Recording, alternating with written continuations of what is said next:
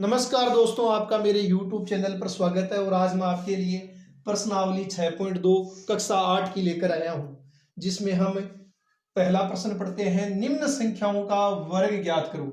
तो हमें संख्याएं दी है, इनका वर्ग निकालना है, स्क्वायर निकालना है। पहली संख्या क्या है? 32। 32 का वर्ग।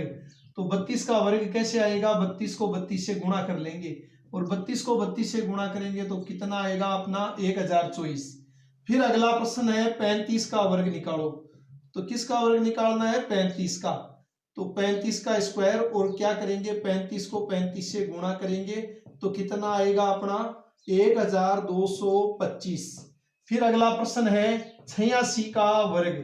तो 86 का वर्ग, 86 का स्क्वायर, यानी 86 को हम गुणा करेंगे किससे? 86 से। तो 86 को 86 से गुणा करते हैं तो इधर कर लेते हैं हम। 86 गुणा 86, 6 छंग 36 का 6 हासिल की 3, 6 अंठी 48 और 3 कितने होते हैं? 51। और फिर 8 छग 48 का क्या लिखेंगे? 8, और हासिल की कितनी लिखेंगे? 4। 8 उनटा 64 और 4 कितने हो गए? 68। अब नीचे क्या लगा देते हैं? योग। 6 0 6 1 8 9, 5 और 8 कितने होते हैं? 13। हासिल की 1 और 6 कितने हो गए? 7। तो कितना आ गया? 7396। अब अगला प्रश्न है 93 का स्क्वायर। तो 93 का स्क्वायर कैसे निकालेंगे? 93 को 93 से गुणा कर लेंगे। 93 को किससे गुणा कर लेंगे? 93 से। तो 93 गुणा 93, 3 का पढ़ा 3 बार बोलेंगे 9, और 3 का पढ़ा 9 बार बोलेंगे 27। नीचे क्रॉस लगाते हैं, 9 का पढ़ा 3 बार बोलेंगे 27 का 7, और हासिल की 2। 9 ने 81, 2 कितने होते हैं? 83। अब नीचे लगा लेते हैं जोड़। 9 और 0 का 9, 7 और 7 14 का 4, हासिल की 1 2 और 3 5 और 1 6 और 8। तो कितना आया अपना वर्ग? 8649। अब दो संख्याएं बचती है 71 और 46। इनका वर्ग आप निकालना। 71 का वर्ग हो जाएगा 71 गुणा 71, और 46 का वर्ग हो जाएगा 46 गुणा 46। अब अगले प्रश्न की तरफ बढ़ते हैं। अब अगला और लास्ट प्रश्न है प्रश्नावली 6.2 का। पाइथागोरस त्रिक लिखिए जिसका एक सदस्य हमें दिया है।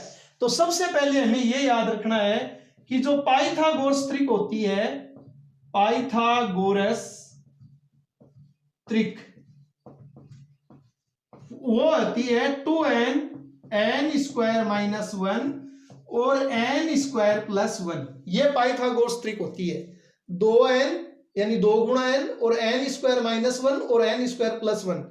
इनमें जो -1 और +1 है, ये दोनों संख्याएं क्या है? विषम संख्याएं हैं। और सम संख्याएं भी हो सकती है, विषम संख्याएं भी हो सकती है, लेकिन 2 गुणा n किसी भी संख्या का दुगुणा करेंगे हम, चाहे वो सम संख्या हो चाहे विषम संख्या हो, वो हमेशा क्या होगी? एक ही सम संख्या होगी। तो सबसे पहले जो हमें दिया है 6 पहले प्रश्न में, वो हम किसके इक्वल लिख लेते हैं? वो हम इक्वल लिख लेते हैं 2n के। और बच्चों n का मान निकाल लेते हैं इससे। 6 और 2 गुणा में था तो वो आ गया भाग में, और 6 में 2 का भाग देंगे तो कितना आएगा? 3। ये n का मान आ गया। अब एक तो होता है 2n जो हमने 6 को मान लिया। दूसरा सदस्य क्या होता है? n स्क्वायर माइनस 1, और n की जगह कितना है? 3। 3 का स्क्वायर माइनस 1। 3 का स्क्वायर कितना होता है? 9 माइनस 1, और 9 में से 1 घटाएंगे तो क्या आएगा? 8। तो अगला सदस्य हो गया अपना 8। और तीसरा सदस्य क्या होता है? क्या होता है? n स्क्वायर प्लस 1, और n की जगह क्या रखते हैं? 3। 3 का स्क्वायर प्लस 1। 3 का वर्ग कितना होता है? 9 प्लस 1 कितना हो गया? 10। तो इस प्रकार से अपनी जो त्रिक है पाइथागोरस, वो क्या हो गई? वो हो गई 6 और 8 और 10। तो पाइथागोरस त्रिक है वो एक समकोण त्रिभुज में लगती है, और समकोण त्रिभुज की सबसे बड़ी भुजा है वो कर्ण होती है। तो 6 8 और 10 में जो कर्ण है वो कौन है? 10 है। अब अगला प्रश्न है इसी का 14 वाला, वो सरल करते हैं। तो उसमें क्या करेंगे? 2n के बराबर क्या रख लेंगे? 2n के बराबर रख लेंगे 14, और n बराबर हो जाएगा 14/2, और 14 में 2 का भाग देंगे तो कितना आएगा? 7। तो पहला तो हो गया 2n, वो हो गया 14। अगला क्या है एन स्क्वायर माइनस वन, क्या है एन स्क्वायर माइनस वन। तो एन की जगह कितना रखेंगे 7, 7 का स्क्वायर माइनस वन, 7 का स्क्वायर कितना होता है 49 माइनस 1, और 49 में से 1 घटाएंगे तो कितना आएगा 48। और फिर अगला क्या है ये रहा एन स्क्वायर प्लस वन, तो एन स्क्वायर प्लस वन और एन की जगह 7 रखेंगे, 7 का स्क्वायर प्लस वन, 7 का स्क्वायर कितना होता है 49 प्लस वन, और 49 में 1 जोड़ेंगे तो कितना आएगा 50।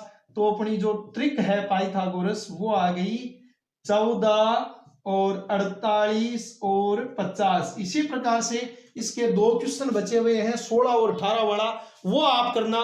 दोस्तों आपको मेरा वीडियो पसंद आया है तो मेरे वीडियो को लाइक करें और इस वीडियो को ज़्यादा से ज़्यादा शेयर करें, और आप मेरे चैनल पर नए हो तो मेरे चैनल को सब्सक्राइब जरूर करें।